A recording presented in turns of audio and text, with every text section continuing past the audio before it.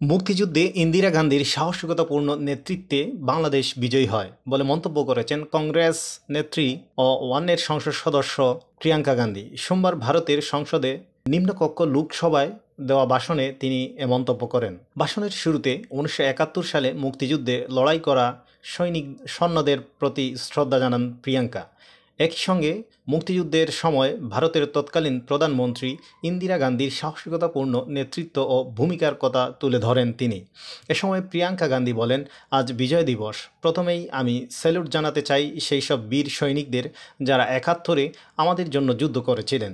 সেই সময় বাংলাদেশে যা ঘটেছিল সেই বিষয়ে বাংলাদেশের জনগণের, আমাদের বাঙালি ভাই ও বোনদের কথা কেউ শোনেনি। তিনি বলেন, সেই সময় ভারতের প্রধানমন্ত্রী ছিলেন ইন্দিরা গান্ধী। আমি তাকে স্যালুট জানাতে চাই। অত্যন্ত কঠিন পরিস্থিতিতে সাহস দেখিয়েছিলেন এবং এমন নেতৃত্ব প্রদর্শন করেছেন যা দেশটিকে বিজয়ী করে।